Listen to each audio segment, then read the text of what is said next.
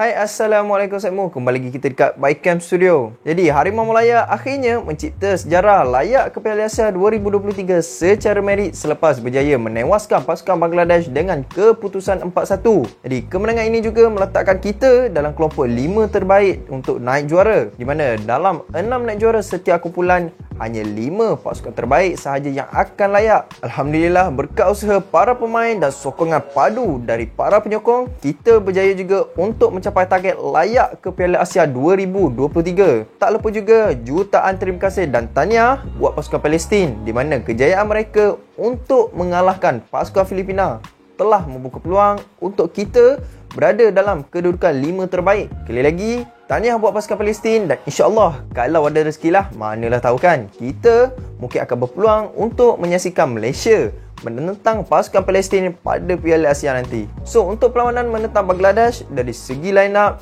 dan juga formasi, nampaknya coach kembali menggunakan semula formasi 4-2-3-1. Formasi yang sama digunakan ketika menentang Turkmenistan. Dan untuk pemilihan pemain, coach juga menurunkan pemain-pemain yang sama.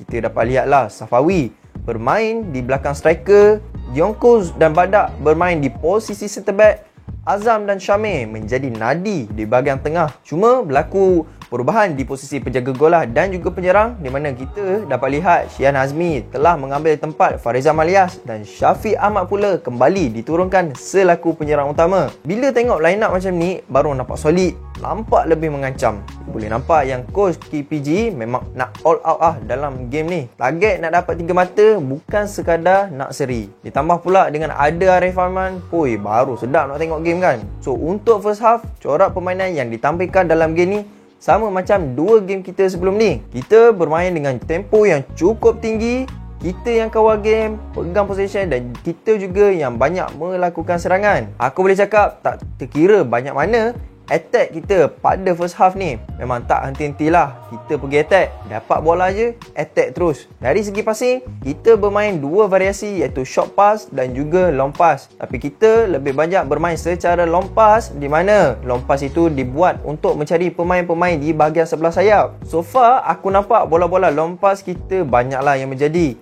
Banyak yang sampai ke kaki player, bukan lompas yang sia-sia je lah. Bagi aku, kita sepatutnya skor lebih daripada 2 gol. Sepatutnya kita boleh dapat dalam 4 ataupun 5 gol sebenarnya. Tapi aku boleh puji asyik penjaga gol Bangladesh, iaitu Anisul Rahman, yang beraksi cukup cemerlang pada first half ni. Aku memang geram betul lah sebenarnya dengan keeper ni. Punyalah selamba je pergi save bola-bola Malaysia ni kan. Memang perform habis teruk kan. Bermula dari minit pertama permainan, kita boleh nampak kesungguhan pemain-pemain kita untuk mendapatkan gol seawal yang boleh. Pada minit ke-6, kita sebenarnya ada peluang untuk menjadikan gol. Akan tetapi malangnya rembatan Syafiq terkena tiang pula mat. Minit ke-14, Malaysia berjaya untuk mendapatkan sepakan penalti selepas Matt Davis dikasari dalam kotak penalti. Safawi step up dan berjaya untuk menjaringkan gol yang pertama untuk Malaysia. Tak lama kemudian, Pawi berpeluang untuk menambah gol lagi, iaitu gol kedua melalui tandukan jarak dekat. Akan tetapi berjaya ditempis oleh Anisul Rahman. Walaupun kita yang menguasai position, kita yang banyak melakukan serangan, akan tetapi kita juga dikejutkan dengan gol penyamaan Bangladesh apabila mereka berjaya untuk menjerikan gol melalui Muhammad Ibrahim hasil daripada lontaran jauh. Bagi aku kat sini sedikit kesilapan dari segi man marking apabila para pemain kita gagal mengesan larian yang dilakukan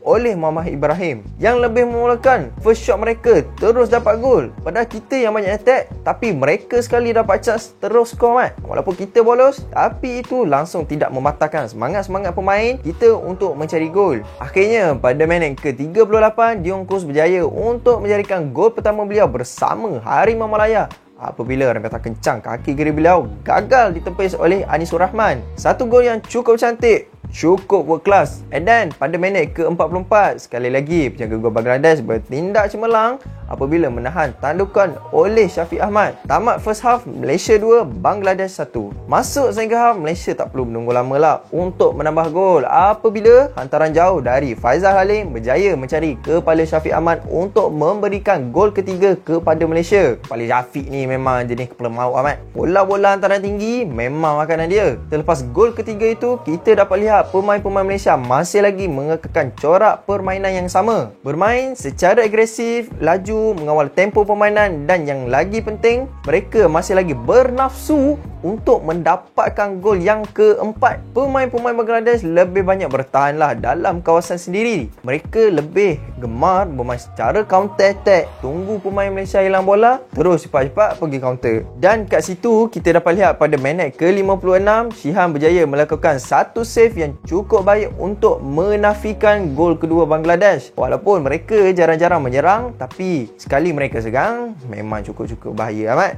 Akhirnya pada minit ke-73, Malaysia berjaya untuk mendapatkan gol yang keempat apabila Darren Lock mudah melakukan tapping ke dalam gol Bangladesh. Jadi selepas hampir 5 tahun, gol kedua yang dicari-cari selama ini akhirnya tiba juga dalam game ni. Gol yang bagi aku cukup bermakna buat Darren Lock. Satu pertukaran yang cukup baik dilakukan oleh Coach Kipanggon di mana gandingan dua pemain gantian iaitu Akhia dan Darren Lock berjaya menyumbangkan gol yang keempat untuk pasukan Malaysia. Selepas mendapatkan gol yang keempat, kita dapat lihat pemain-pemain Malaysia ni langsung tak menurunkan tempo permainan.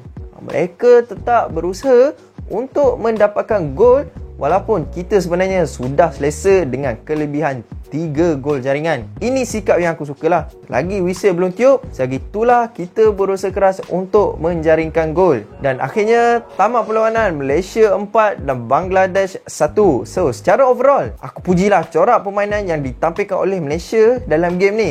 Inilah gameplay yang aku nak tengok selama ni. Bagi aku, kalau kita dapat padang yang lagi cantik, kita boleh menampilkan corak permainan yang lagi kemas, lagi cun. Tapi aku tetap puji semangat dan kesungguhan pemain-pemain. Dari awal sampailah habis game, mereka tak henti berusaha. Apa juga tahniah buat barisan kejurulatihan dan penyokong-penyokong Malaysia yang tak kira di mana anda semua berada, yang tetap setia memberikan sokongan kepada pasukan Harimau Malaya. Tahniah guys. Untuk rekod, kali terakhir kita layak ke Piala Asia adalah pada tahun 2007 di mana pada waktu tersebut kita layak atas tiket sebagai tuan rumah. Manakala kali terakhir kita layak secara merit adalah pada tahun 1980 mat. Selepas hampir 43 tahun mencuba, akhirnya kita berjaya juga untuk layak ke Piala Asia secara merit. Apa yang kau nak cakap? Raikanlah kejayaan Malaysia ini sepuas hati anda. Bukan selalulah kita dapat rasa feeling-feeling macam ni kan. Sebelum ni kita sering kali dikecewakan. So kita dah layak ke Piala Asia, tunggu apa lagi? Sabri amat.